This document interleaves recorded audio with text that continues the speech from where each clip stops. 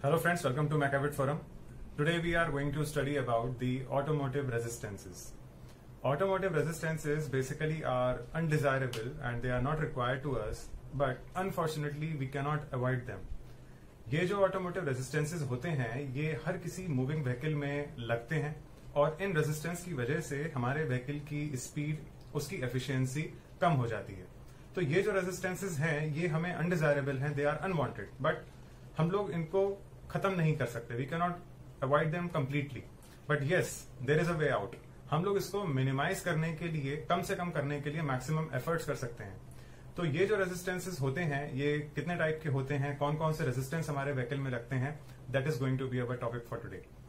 आप लोगों ने पहले देखा होगा कुछ बाइक्स या जो व्हीकल्स फोर व्हीलर्स हमारे आते थे या आज भी जो आते हैं उसमें जो बुकलेट हम लोगों को प्रोवाइड की होती है, they have another level of claim of average on that. उन पे जो एवरेज लिखा होता है वो कहीं ज्यादा होता है and always we surprise over that average की कोई व्हीकल उतने सीसी का, सपोज 100 सीसी और 200 सीसी कैसे दे सकता है। तो I will give you an example. 10 to 15 years before I was having TVS star sports, तो उसका जो एवरेज था that was claimed by the company at around 98 kilometres पर लीटर। तो 1 लीटर में वो 98 किलोमीटर चलने का क्लेम कर रहे थे। तो ये जो कंपनी किसी भी अपने प्रोडक्ट जो व्हीकल है उसका, उस पर जो क्लेम करती है वो आइडियल कंडीशंस के हिसाब से क्लेम करती है, बट प्रैक्टिकली जब मैंने उसको चलाया तो बिलीव यू मी 70 किलोमीटर पर लीटर से ज्यादा का उसका एवरेज नहीं आया। एंड आई बिलीव कि आप लोगों ने भी अपने व्हीकल्स में ये चीज एक्सपीरियंस की होगी। तो आखिर ऐसा क्या होता है प्रैक्टिकली, ऐसे उसके ऊपर कौन सी कंडीशंस हम लोग इम्पार्ट करते हैं जो उसका एवरेज इतना ज्यादा गिर जाता है, जो कि क्लेम में कहीं ज्यादा हाई होता है जबकि प्रैक्टिकली हम लोगों को वो बहुत ज्यादा कम मिलता है। So all those things we will get from this topic that is today of automotive resistances. So let's start. Here you can see that in the automotive resistances they are divided into 4 sections. The first one is the rolling resistance, then we have the frictional resistance, then we have the air resistance and the last one we have the gradient resistance. तो ये चारों resistances कौन कौन से होते हैं, कैसे होते हैं, इसको समझते हैं। पहला रेजिस्टेंस जो हमारे पास है रोलिंग रेजिस्टेंस। ये रोलिंग रेजिस्टेंस बेसिकली जैसा नाम है यहाँ पर रोलिंग हमारे किसी व्हीकल में कहाँ होती है, it is always in that section of tyre. तो टायर जब भी हमारा रोड पे मूव करता है तो उसमें जो एक प्रोसेस हो रहा है रोलिंग का, तो उस रोलिंग के टाइम पे अगर कोई रेजिस्टेंस डेवलप हो रहा है तो उसको हम लोग कैटेगराइज करते हैं under the section of rolling. Suppose we have this road and we have the tyre rolling over this road. तो जब भी वो टायर हमारा मूव करेगा रोड के ऊपर तो उस कंडीशन में यहाँ पे इस पर्टिकुलर सेक्शन पे जो भी हमारा कांटेक्ट हो रहा है उसमें अगर कोई रेजिस्टेंस डेवलप हो रहा है तो that is categorised under the section of rolling resistance.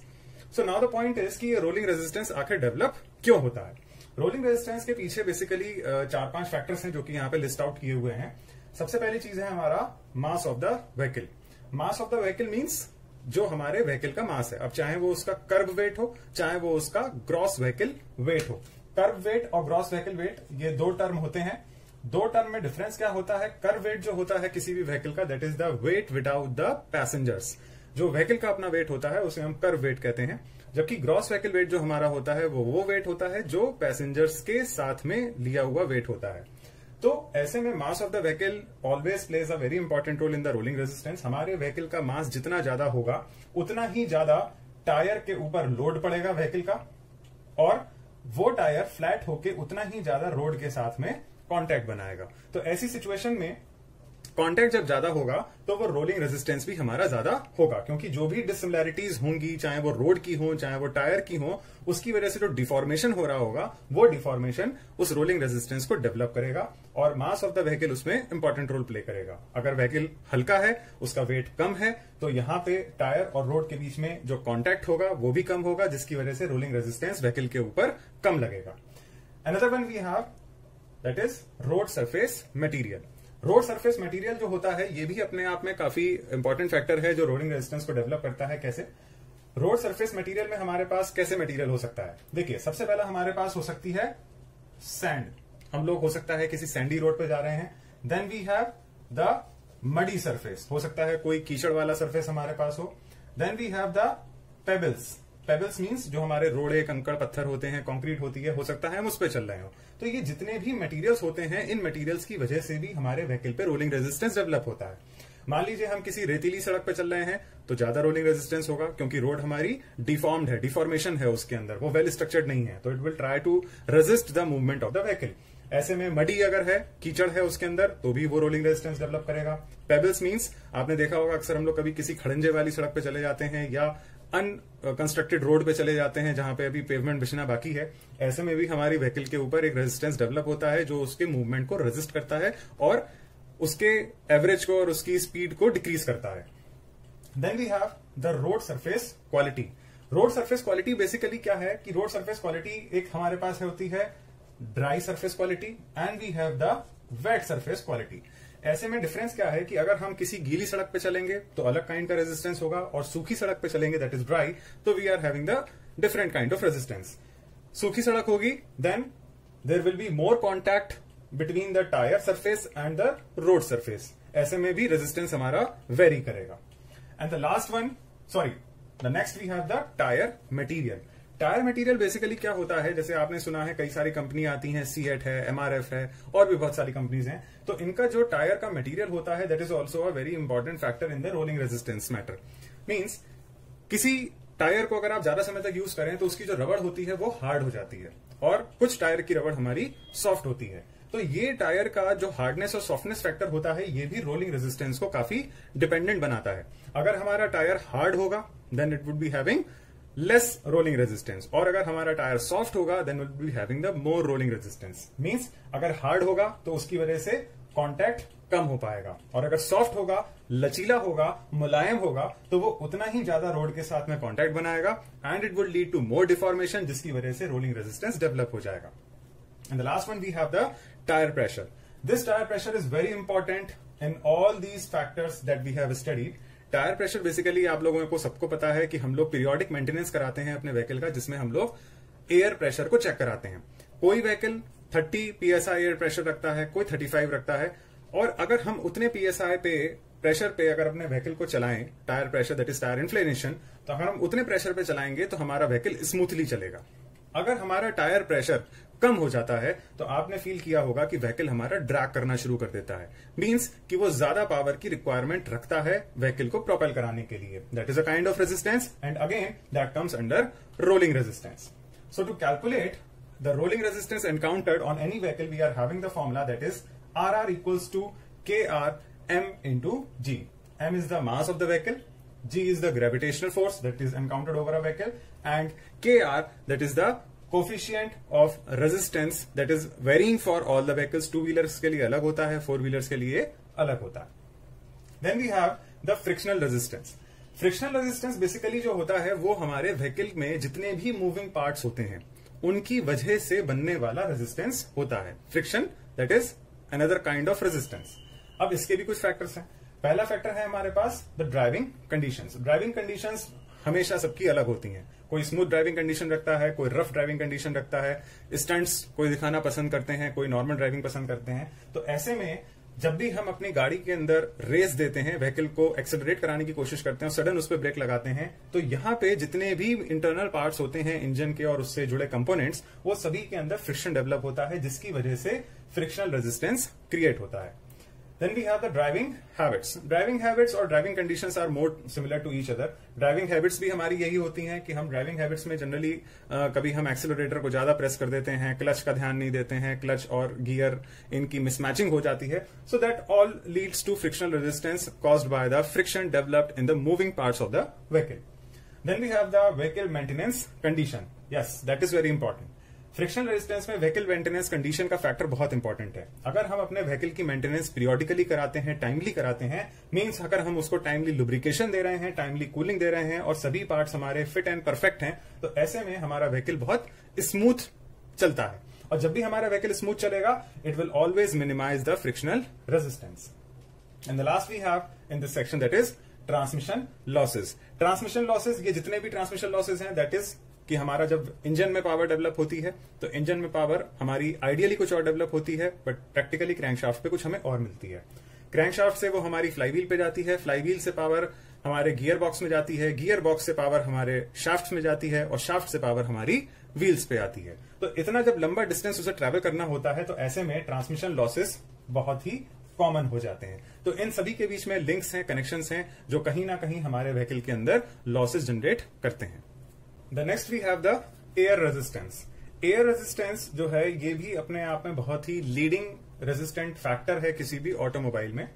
Air resistance में हमारे पास बेसिकली 4 फैक्टर्स हैं जो एयर की वजह से रेजिस्टेंस डेवलप करते हैं और हमारे व्हीकल की स्पीड और उसकी एफिशिएंसी को लोअर डाउन करते हैं। पहला फैक्टर है हमारा vehicle speed. It is but obvious. Vehicle speed means speed हमारे किसी भी व्हीकल की जितनी ज्यादा होगी, एयर रेजिस्टेंस हमारे व्हीकल के ऊपर उतना ही ज्यादा लगेगा। सपोज ये हमारा कोई भी एक व्हीकल है, ये व्हीकल जो है ये हमारा इस फॉरवर्ड डायरेक्शन में मूव कर रहा है, फॉरवर्ड डायरेक्शन में मूव कर रहा है, तो ये इसकी स्पीड जितनी ज्यादा होती जाएगी, सामने से जो एयर स्ट्राइक करेगी इसके ऊपर, उसका रेजिस्टेंस उतना ही उसको अपोज करेगा उसकी स्पीड को। ऐसे में क्या होगा, इसकी स्पीड जब हमारी अपोज की जाएगी तो उसकी स्पीड इंजन की लोअर डाउन होगी, जिसकी वजह से उसे ज्यादा फ्यूल चाहिए होगा उसको एक्सेलरेट करने के लिए। तो यहाँ पे 2 चीजें हमारी कम हो गई। एक तो हमारी जो स्पीड बढ़ रही थी उस पर रेजिस्टेंस लगा, जिसकी वजह से जो हमारी एफिशिएंसी थी, जिसको हम एवरेज कहते हैं, ये हमारा लोअर डाउन हो गया। तो जितनी ज्यादा स्पीड होगी एयर रेजिस्टेंस उतना ही ज्यादा होगा। Then we have the vehicle shape. Vehicle shape आप लोगों ने देखा होगा कि अब जितनी भी हम लोगों के पास में मॉडर्न कार्स या मॉडर्न 4 व्हीलर्स और जितने भी व्हीकल्स हमारे पास अवेलेबल हैं, they are all in the aerodynamic shape. Aerodynamic shape is basically that shape which reduces the resistance created by the air over the vehicle. Aerodynamic structure, I think you all are mechanical engineers, you can easily understand. हम जितना ज्यादा गाड़ी को उसके front portion को tilt करते जाएंगे, vehicle उतना ही ज्यादा एरोडायनेमिक होना चाहिएगा। मींस कि एयर जो होगी वो बहुत आसानी से उसको सरपास करते हुए फ्लो कर जाएगी। तो जितने भी हमारे स्मॉल 4 व्हीलर्स होते हैं वो सारे के सारे एरोडायनेमिक शेप में होते हैं और उसको कंडीशन को फॉलो करते हैं। जबकि जितने भी हमारे गुड्स कैरिंग व्हीकल हैं जैसे कि ट्रक्स में आपने नोटिस किया होगा फ्रंट सरफेस जो होता है उनका वो बिल्कुल फ्लैट होता है। तो ये जो फ्रंट सरफेस उनका फ्लैट होता है, ऐसे में जब वो ट्रक्स हमारे मूव करते हैं रोड पे, तो उनपे जो एयर का रेजिस्टेंस है वो बिल्कुल फ्लैट सामने हिट करता है और उनकी स्पीड को स्लोअर डाउन करता है and hence reduces the efficiency also. Then we have the wind velocity. Wind velocity is very clear. जितनी ज्यादा विंड की वेलोसिटी होगी, एयर का रेजिस्टेंस हमारे व्हीकल पे उतना ही ज्यादा होगा। And the wind direction, yes, wind direction is also a considerable factor in the automotive resistance. हो सकता है व्हीकल अगर आपका फॉरवर्ड डायरेक्शन में मूव कर रहा है और विंड आ रही है उसके अपोजिट, तो ऐसे में एयर रेजिस्टेंस ज्यादा होगा। बट व्हीकल अगर हमारा लेफ्ट टू राइट मूव कर रहा है और पीछे से हमारे विंड आ रही है, तो वो रेजिस्टेंसेस हमारे कम हो जाएंगे। रेजिस्टेंस उस पर एक्ट करेंगे, ये जरूर ध्यान रखिएगा, क्योंकि व्हीकल हमारा एयर के अपोजिट जा रहा है सामने से, न्यूटन्स लॉ। तो जब भी हमारी एयर के अपोजिट में व्हीकल मूव करेगा तो रेजिस्टेंस जरूर डेवलप होगा, but yes it will be minimise depending upon the wind direction. And in order to calculate the air resistance we are having a very simple formula, that is RA equals to KA capital A into V square. RA is the air resistance, where KA is the coefficient of air resistance. Coefficient of air resistance भी हमारा हर vehicle के लिए different होता है, 2 wheeler के लिए अलग, 4 wheeler के लिए अलग। And A is the frontal projection area. Frontal projection area मैंने क्यों कहा, इसलिए कहा कि हर व्हीकल का जो फ्रंट एरिया होता है वो डिफरेंट होता है। हो सकता है हमारे ट्रक का फ्रंट एरिया ज्यादा है, बस का फ्रंट एरिया कम है, जबकि किसी एरोडायनेमिक शेप्ड कार का फ्रंट एरिया और कम होगा। तो जितनी भी हमारी स्पोर्ट्स कार्स होती हैं, they all incorporate the aerodynamic shape, जिसकी वजह से उनकी स्पीड बहुत ज्यादा होती है। और जितने भी हमारे गुड्स कैरिंग व्हीकल होते हैं, ये आपने भी नोटिस किया होगा कि इनकी स्पीड हमारी कम होती है। And the last one in this automotive resistance we have the gradient resistance. Gradient resistance मेरे ख्याल से बाकी 3 आप लोगों को समझने में दिक्कत नहीं होगी। Gradient resistance थोड़ा सा अनकॉमन सा हो जाता है। Gradient means basically a slope, inclined surface. तो gradient resistance हमारा जनरली हर व्हीकल में हमेशा नहीं लगता है। It is always encountered over a vehicle when we are having a slope or a climb to that vehicle. जब भी हमारा व्हीकल किसी स्लोपी सरफेस पे चलेगा, just like the hill station areas और एनी स्लोप और एनी स्लैंट, तो ऐसे में ग्रेडियंट रेजिस्टेंस हमारा व्हीकल पे इनकॉर्पोरेट हो जाता है। ये जनरली 2 वजह से होता है, 2 फैक्टर्स हैं। पहला है हमारा vehicle wait, I think that is also very clear. जितना ज्यादा व्हीकल का वेट होगा, चाहे वो उसका कर्व वेट हो, चाहे वो उसका ग्रॉस व्हीकल वेट हो, वो वेट उसको हमेशा उस इंक्लाइंड पे चढ़ने से अपोज करेगा। That's why we are having this under gradient resistance. Vehicle का वेट जितना कम होगा, ग्रेडियंट रेजिस्टेंस उसके ऊपर उतना ही कम लगेगा। And the next we have the gradient और the slope of the road. जितना ज्यादा स्लोप होगा, मीन्स आप देख सकते हैं ब्लू से मैंने डायग्राम बना रखा है। अगर हमारा कोई भी व्हीकल यहां से क्लाइंब करना शुरू कर रहा है इन द फॉरवर्ड डायरेक्शन, तो हमारा जितना जितना theta, that is the gradient और द स्लोप, जितना जितना ये थीटा हमारा बढ़ता जाएगा उतना उतना हमारा ग्रेडियंट रेजिस्टेंस इसके ऊपर इंक्रीज होता जाएगा. लेस स्लैंट और less slope, theta will be less and hence the gradient resistance will also be less. आपने देखा होगा कि अगर आप प्लेन में, मतलब प्लेन सिटी में अगर आप ट्रेवल करें और उसमें अगर हल्का सा स्लोप आ जाता है तो व्हीकल को आपको शिफ्ट करना पड़ता है कि उसके गियर्स को थर्ड से सेकंड में. और जब स्पेशली जब आप हिली स्टेशन ट्रेवल करते हैं just like Nainital, Mussoorie, Manali, anything, तो उस केस में आपको क्या होता है, जब आप व्हीकल को क्लाइंब कराते हैं तो you always use the second gear और max to max third gear. Generally आपका व्हीकल फर्स्ट और सेकंड गियर में ही चलता है. क्यों? क्योंकि उस समय स्लोप ज्यादा होता है, मींस थीटा ज्यादा होता है, जिसकी वजह से एक स्लोप ऑफ द रोड उसके ऊपर रेजिस्टेंस लगाता है, उसे मूवमेंट में अपोज करता है, जिसकी वजह से हमारा ये रेजिस्टेंस उसमें डेवलप होता है. प्लेन सिटीज में भी कभी कभी ये प्रॉब्लम आती है, जैसे कि अगर आप अपने व्हीकल को घर के अंदर पार्क करते हैं तो उस समय आपको उसे स्लोप से, मेन रोड से स्लोप पे चढ़ा के अपने घर में एंटर कराना होता है. तो ऐसे में जो स्लोप बना होता है that is again a kind of a gradient resistance to a vehicle, means उसके अंदर थीटा है. तो वो जब क्लाइंब करता है उस रैंप पे तो ऐसे में उसके ऊपर रेजिस्टेंस लगता है और आप जनरली उसको फर्स्ट और सेकंड गियर में गाड़ी को आप मूव कराते हो. तो ऐसे में क्या हुआ, फर्स्ट और सेकंड गियर मींस आपने उसकी एफिशिएंसी कम होते देखी, तभी आपने उसको फर्स्ट और सेकंड गियर में मूव कराया. तो ये हमारे 4 टाइप के रेजिस्टेंसेस थे that comes under automotive resistance, और ये सभी रेजिस्टेंसेस हमारे व्हीकल की स्पीड को कम करते हैं, रेजिस्ट करते हैं और उसकी एफिशिएंसी को कम करते हैं. Here this was all about the automotive resistances that a vehicle encounters while moving practically over the road.